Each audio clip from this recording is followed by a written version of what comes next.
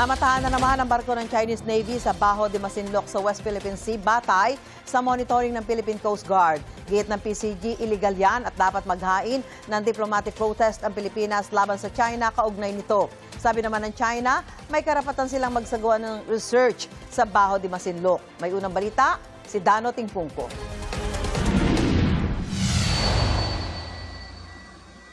Sa Marine Domain Awareness Flight ng Pilipinas na isinagawa sa Bajo de Masinloc, na-monitor ang barko ng Chinese PLA Navy, isang research vessel na humihila sa isang movable platform at ilan pang service boat ng China. We also saw the service boat towing the floating barrier. Ibig sabihin, they are placing back the floating barrier that was that they are always placing at the entrance to prevent the Filipino fishermen from entering.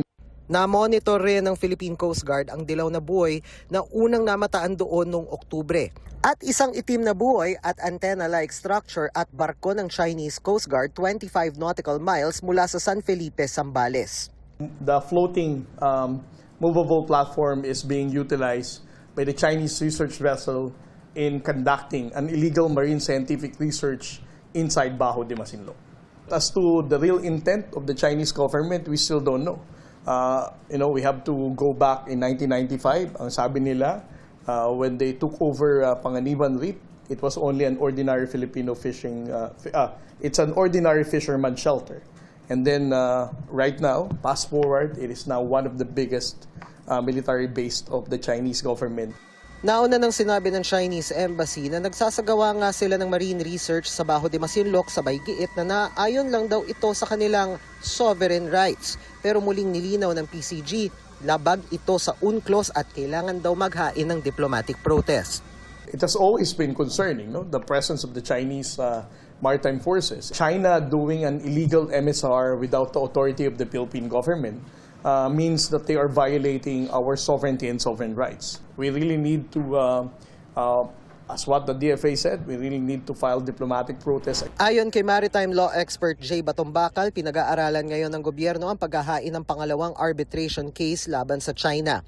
Admittedly, dahil ang issue dito ay sovereignty, medyo malaki yung parang obstacle sa ngayon. Hindi basta-bastang nadadala sa korte yung mga issue ng territorial sovereignty. Pero pinag-aaralan din po ng mga, alam ko yung natin at ng mga ahensya, kung ano pang ibang paraan para pwede silang madala sa isang tribunal. No?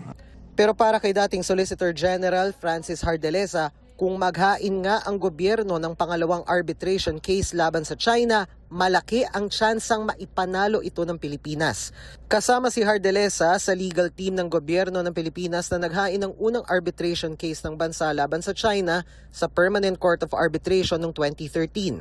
Dagdag niya, dapat daw mismong si Pangulong Bongbong Marcos ang magtulak sa paghahain ng kaso. Ang kaigihan, ang strength o ang lakas ng kaso natin ay magmula doon sa una nating ipinanalo. Mm-hmm. So, mali po yung haka-haka na baka matalo pa tayo. Paano ka po matalo? Nanalo na tayo sa unang kaso. Mm-hmm. Subalit ang kulang lang ang pagdulog ng kaso. Ngayon, bakit ba ayaw ng administrasyon na mag-file ng kaso? Kaso lang yun eh. Hinihingan namin ng pahayag ang Malacanang. Ito ang unang balita, Dano Tingkungko, GMA News.